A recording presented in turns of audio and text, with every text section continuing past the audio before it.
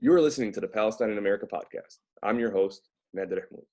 Our guest on today's show has been a part of the Palestinian national soccer program since 2019 and most recently played with the senior national team, which hosted two qualifying matches for the AFC Women's Asian Cup. Welcome, Emily Ibrahim. How you doing? I'm good. How are you? Doing fantastic. How was it like playing in the motherland?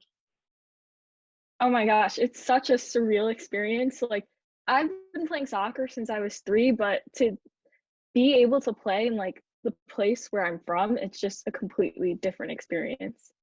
I can imagine. Like I've been playing sports since I was like 7 or 8 years old, and that is just imagine whatever sport you play, you're on the national level and you're representing your country.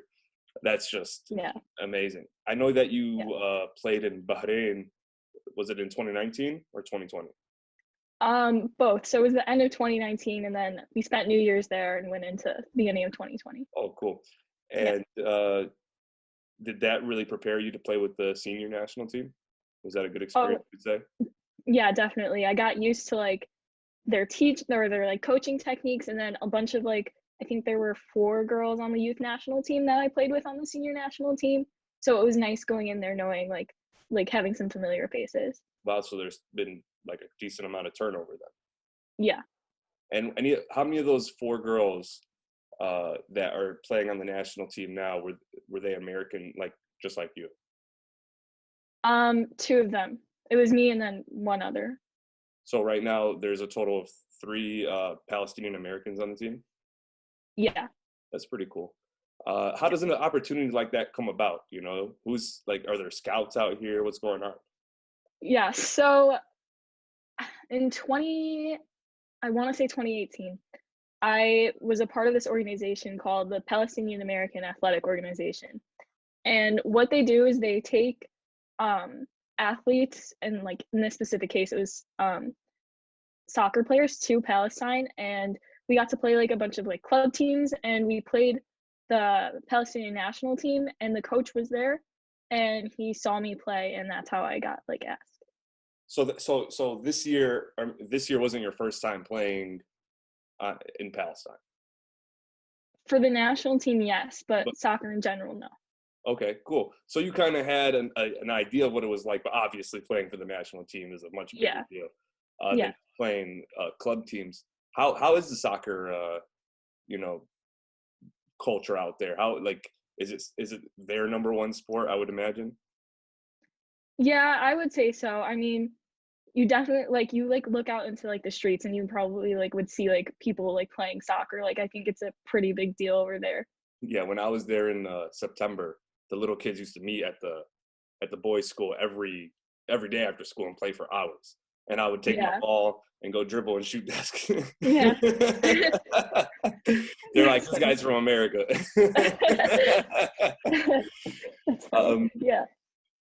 so let's talk a little bit about the two. You guys played 2 games, right? Where Yes. exactly in Palestine did you guys play? It was in, I want to say Ramallah for, yeah, I'm pretty sure. And you guys played against Malaysia and Thailand, right? Yes. Yeah. You guys lost both games. Did that diminish the experience at all? Honestly, not really. Like obviously it sucks to lose, but I mean, it's still an incredible opportunity, and just like to get like those teams that we played are so experienced, and to just be able to play against them was just so incredible. So it was a great opportunity regardless of the loss. So I read in a Tribune article that was recently written about you that uh, you only got out there a few days before the tournament started. So you only got like 4 or 5 practices with your team. Do you Hmm. regret that decision looking back now? Do you wish you went out earlier?